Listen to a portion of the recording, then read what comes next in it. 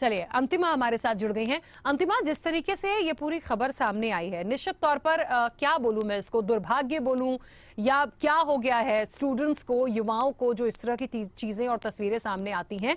हाँ, एक बात है कि इन छात्रों का, हजारों छात्रों का जो एक प्रोटेस्ट दिख रहा है, वो न्याय के लिए, उस छात्रा के लिए निश्चित तौर पर आवाज उठा रहे हैं। लेकिन अभी तक क्या अपडेट है? क्या उन 3 लोगों का पता चला है? क्या उनके साथ किया जा रहा है? क्या समझाइश के बाद ये स्टूडेंट्स मानेंगे? जी आपको बता दें, दरअसल ये घटना लगभग उस वक्त की है, रात में ये घटना घटित हुई है। 1 तारीख को ये घटना घटित हुई है। आपको बता दें कि उस समय लड़की और लड़का, मतलब छात्र और छात्राएं दोनों जो है कि कैंपस में जा रहे थे, जिस दौरान 3 युवक आए, मनचले 3 युवक आए बाइक पे सवार होकर, और वहां पर जो छात्र और छात्रा थे दोनों को अलग किए, जिसके बाद छात्रा के साथ छेड़खानी का अंजाम दिए, और ऐसा अंजाम दिए कि मानो कि पूरे की यूनिवर्सिटी में एक हाहाकार मच गया हुआ है, और जिसके बाद जो है कि पूरे छात्रों में आक्रोश है। आपको बता दें कि छात्रा के साथ वो लगभग 15-20 मिनट उसे बंधक बना के रखे, उसके बाद उसके कपड़े उतारे और साथ में वीडियो वगैरह बनाए, और जिसके बाद उसे छोड़ दिया गया। जिसके बाद जो है कि बीएचयू कैंपस पूरा एकदम हाहाकार मचा हुआ। लगभग 2000 के छात्रों में 2000 के छात्र जो है कि बीएचयू में जो है कि प्रदर्शन कर रहे हैं, जिसके बाद पूरे बनारस भर में एक शोर मच गया, और साथ ही इस घटना के बाद एक राजनीतिक सरगर्मी भी चल रही है। नेता जो है कि चाहे जो विपक्ष दल के नेता हो, अजय राय हो या प्रियंका गांधी, इस पे ट्वीट और अपनी बयानबाजी भी कर रहे हैं और सरकार को घेर रहे हैं।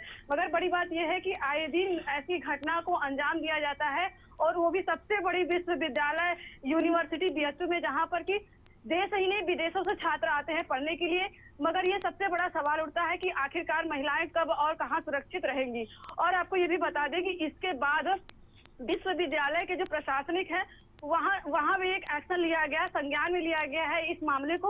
उसके बाद उन्होंने एक नोटिस जारी किया गया। नोटिस जारी किया उन्होंने कि अब लगभग शाम 5 बजे के बाद सुबह 10 बजे तक किसी भी अनजान लोगों को अंदर अनुमति नहीं दी जाएगी आईआईटी बीएचयू में, और जो भी अगर आएगा तो वो एक कार्ड दिखाएगा, स्टूडेंट कार्ड जो होता है वहां के छात्रों का, उसके बाद ही आएगा। और आपने पूछा कि उन 3 लोगों का क्या हुआ, तो वो वहां से फरार हो गए, जिसके बाद अभी पता नहीं चले। मगर ये पुलिस की निगरानी में ये बातें आ गई है, तहरीर दे दी गई है, और साथ ही बीएचयू जो है कि जो आईटी बीएचयू प्रशासन है, वो भी जो है कि इसको संज्ञान में लेते हुए नोटिस जारी कर दिया है। मगर सबसे बड़ा सुरक्षा पे सवाल ये उठता है कि आए दिन बीएचयू में ऐसी घटनाओं को अंजाम देता रहता है, और कहीं ना कहीं एक छात्र का ये भी आरोप है कि जो बीएचयू प्रशासन है, उन्हें हम अपनी बातें बताते हैं, उनके एक संज्ञान में रहता है, उन्हें बताया जाता है, फिर भी ऐसे कोई कदम नहीं उठाते हैं कि जिससे जो है कि बीएचयू की छात्राएं या छात्र हो, कोई भी सुरक्षित हो। क्योंकि आए दिन गुंडा मवाली बीएचयू में जो है कि कैंपस में भ्रमण करते रहते हैं, कभी बाइक से आएंगे, कभी किसी से भी आएंगे, रात हो चाहे दिन हो, किसी भी तरह का जो है कि यहाँ सुरक्षित नहीं है। क्योंकि यह रात की घटना है, और यहाँ बीएचयू में दिन में भी कई बार ऐसी घटनाओं को अंजाम दिया गया है,